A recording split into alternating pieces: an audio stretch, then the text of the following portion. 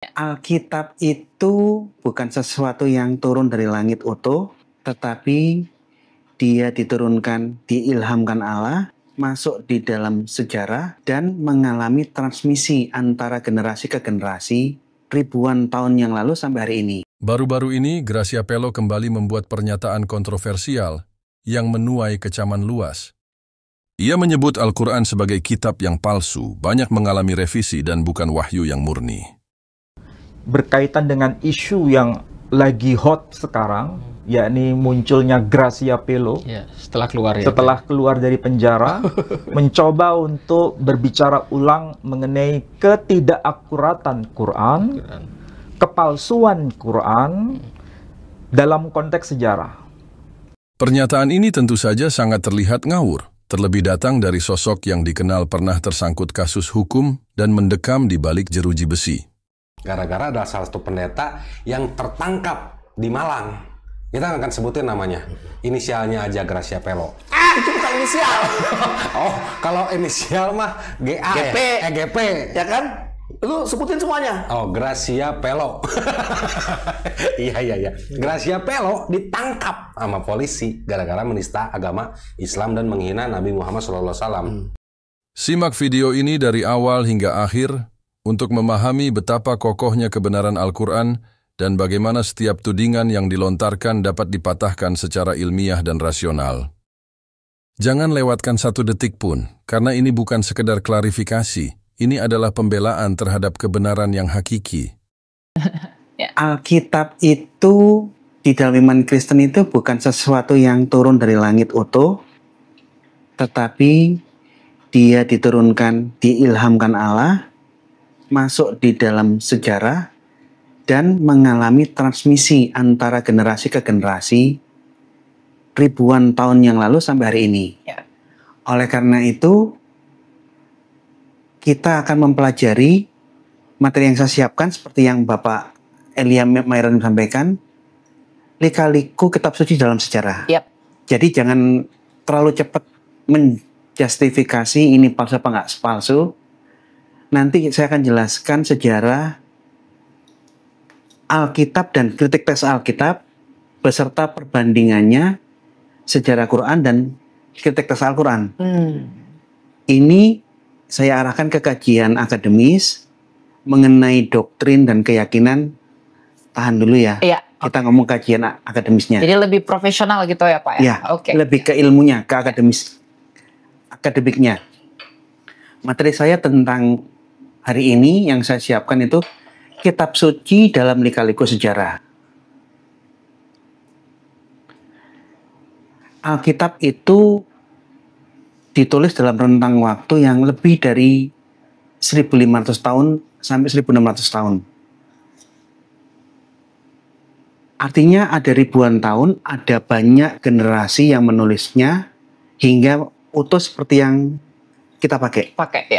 Beda dengan Al-Quran. Al-Quran itu turun di dalam satu momen, satu masa kenabian Muhammad, di dalam satu bahasa, dalam satu budaya.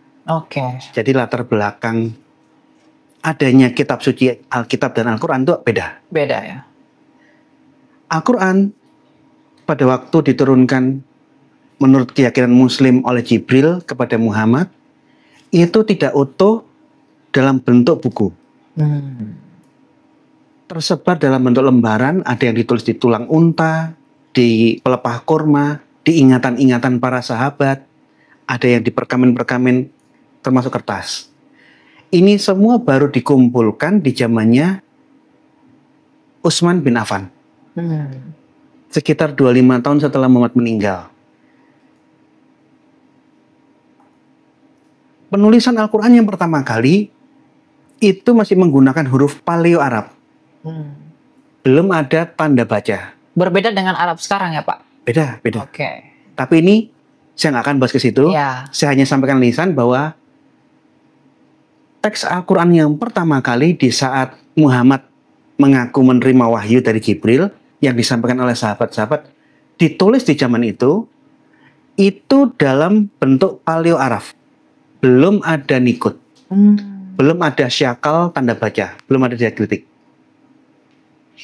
Pembuatan tanda baca yang pertama kali itu di zamannya dinasti Umayyah Adu Ali. Ini boleh kasih titik tanda bacanya dibedakan antara huruf ba, nun, ta, itu mau dibedakan. Ya. Supaya orang nggak keliru membaca. Edisi yang kedua, penyempurnaan tanda baca itu dilakukan di zamannya Abdul Malik bin Marwan. Dia memerintahkan gubernurnya Al-Hajjaj untuk menyempurnakan tanda syakal yang sudah dibuat pertama kali oleh Adu Ali. Hal ini belum selesai. Masih ada lagi penyempurnaan huruf Arab di zamannya dinasti Abbasiyah. Di zamannya dilakukan oleh Khalil bin Ahmad tahun 791. Muhammad meninggal 623. Berarti hampir 100 tahun ya? Ada berbagai edisi, revisi. Jadi ada revisi yang pertama dilakukan oleh Adu Ali di zamannya dinasti Umayyah, kemudian direvisi lagi di zamannya Abdul Malik bin Marwan, gubernurnya Al-Hajjaj, direvisi yang terakhir oleh Khalil bin Ahmad. Ada berbagai revisi. Ya. Hal ini pun juga terjadi di semua kepercayaan, semua kitab suci. Tidak hanya Alkitab dan Al-Quran. Upanishad itu turun antara tahun 700 sebelum Masehi sampai 400 Masehi. Kitab Weda pun juga punya edisi-edisi manuskrip berbagai zaman. Jadi saya rasa ini ya kasus yang dihadapi semua agama ya. Ya. Menanggapi hal tersebut, Ustadz Felix Xiao memberikan penjelasan yang tegas, lugas, dan penuh keilmuan. Dalam video ini, beliau mengupas tuntas bagaimana kemurnian Al-Quran tetap terjaga sejak diwahyukan kepada Nabi Muhammad hingga hari ini, tanpa ada sedikit pun perubahan. Ketika Rasul dapat wahyu, ini dibacain oleh Rasulullah, itu sahabat-sahabat di sekitar beliau langsung ngafalin. Hafalin perucapan. Perucapan, langsung ngafalin. Dari awal sampai akhir. Dan ini semua hafalan-hafalan dites oleh Rasulullah. Jadi contoh misalnya, Rasul bilang, Ibnu Mas'ud bacain kepada saya ayat Al-Quran. Ibnu Mas'ud baca, lalu kemudian Rasul bilang, yang ini ditaruh sebelum ini, yang ini ditaruh setelah ini, yang ini ditaruh setelah ini ditaruh di sini. Yang dibacanya begini. Itu diajari. Rasul nanti kemudian akan terima wahyu lagi, ngajarin lagi pada para sahabat. Ibnu Abbas lain lagi. Dia sekali turun satu ayat, satu surat langsung hafal semua. Satu-satu ya berarti, bukan sekaligus? Enggak. Satu buku gitu ya? Satu buku enggak ya? 23 tahun. 23 tahun? 23 tahun. Turunnya Al-Quran itu? Turunnya Al-Quran. Dan menariknya adalah semuanya konsisten. Dan tidak pernah bertentangan. Itu aku bilang, kita ngomong 5 menit yang dari awal kita udah lupa.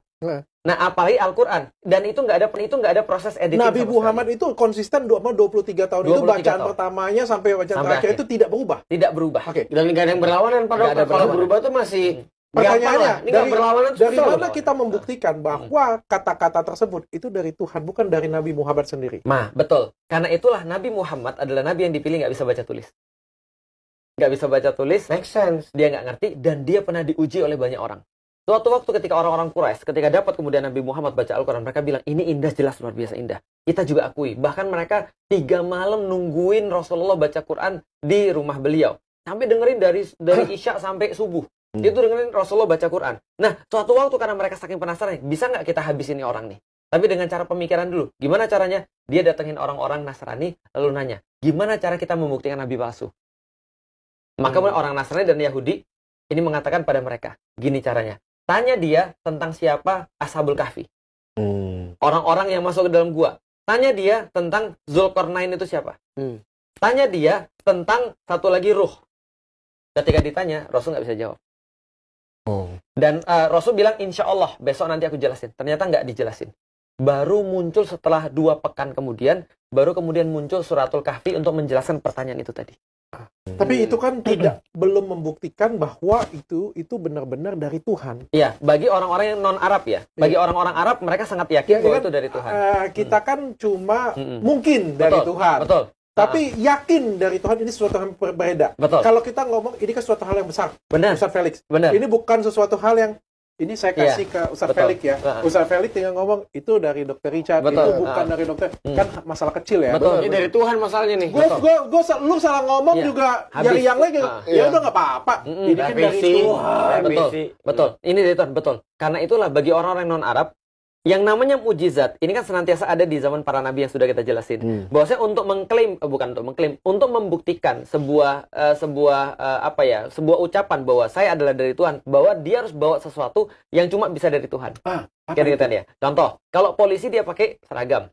Kalau misalnya polisi datang ke rumah kita, dia pakai bawa surat. Misalnya surat penggeledahan atau segala macamnya. Petunjuk bahwa aku benar dari pusat. Kalau dokter, apa buktinya kalau dia dokter? Ada ijazah, surat izin praktek. Artinya, Nabi juga pasti bawa sesuatu yang menandakan ini cuma dari Tuhan. Ini badge-nya Tuhan ini. Ini betul, ini badge-nya Tuhan. Ini ada segelnya Tuhan. Itulah namanya mukjizat. Itu namanya konsep mukjizat. Mukjizat bisa diartikan dengan segel. Ketika orang bawa mukjizat, maka dia bawa hak Tuhan. Tapi mukjizat di Nabi Muhammad apa? Nah, mukjizat Nabi Muhammad adalah Al-Quran. Ya, kan tadi kan kita bertanya. Betul. Apa buktinya Al-Quran itu ke Tuhan? Mukjizatnya juga Al-Quran. Keren banget. Dijelasin Pak Dokter, gue udah nyimak dikit nih. Nah, keren banget. Nabi Muhammad itu nggak bisa baca tulis, tiba-tiba dapat kayak gini. Tiba-tiba dapat kayak gini, yang udah dicoba diverifikasi. Ibaratnya gini lah kalau kita analogikan sekarang. Misalnya Nabi Muhammad hidup zaman sekarang dia nggak ngerti IT. IT kan eksklusif. Betul. Dia bikin app kan orang puyeng. Jadi mukjizat Nabi Muhammad itu adalah Al-Quran. Ada mukjizat yang lain, tapi main mukjizatnya adalah Al-Quran. Nah, maka kalau gitu kita lihat, betul dok. Kalau seandainya ini adalah kemudian Al-Quran harus membuktikan dirinya sendiri, itulah konsepnya. Maka di dalam Al-Quran, pembahasan Ramadan itu adalah syahrul Ramadan alladzi unzila fihil Quran, diturunkan di dalamnya Al-Quran, huda linnas, petunjuk bagi manusia, wa bayyinatin minal huda, dan dia menjelaskan sendiri bahwa dia itu adalah petunjuk. Jadi Al-Quran itu adalah segelnya sendiri. Jadi membuktikan Al-Quran bahwa itu adalah dari Allah, itu Al-Quran akan membuktikan sendiri. Bukan lewat Nabi Muhammad. Bukan Nabi Muhammad salah satunya adalah dia adalah Nabi, pembuktiannya adalah karena Al-Quran. Jadi caranya? Pemuncaknya adalah gaya bahasa. Gaya bahasa Al-Quran. Itu yang nggak bisa direplicable atau direproduce oleh orang lain. Maka di dalam Al-Quran tantangannya begini. Kalau kamu berada dalam keraguan dengan apa yang kami turunkan terhadap hamba kami Muhammad, yaitu Al-Quran ini, datangkanlah satu surat yang semacamnya. Itu ayat yang buat aku masuk Islam. Oke.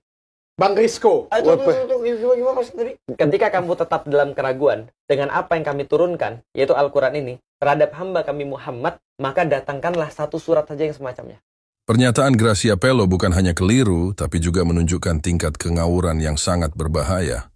Tanpa dasar ilmiah, tanpa pemahaman yang benar, ia dengan enteng meremehkan kitab suci yang telah terjaga keasliannya selama lebih dari 14 abad. Ini bukan sekedar soal opini. Ini bentuk penghinaan terhadap keyakinan miliaran umat muslim di seluruh dunia. Mari kita hadapi kebodohan semacam ini dengan ilmu, dengan adab, dan dengan keyakinan yang kokoh pada kebenaran wahyu Allah Subhanahu wa Ta'ala.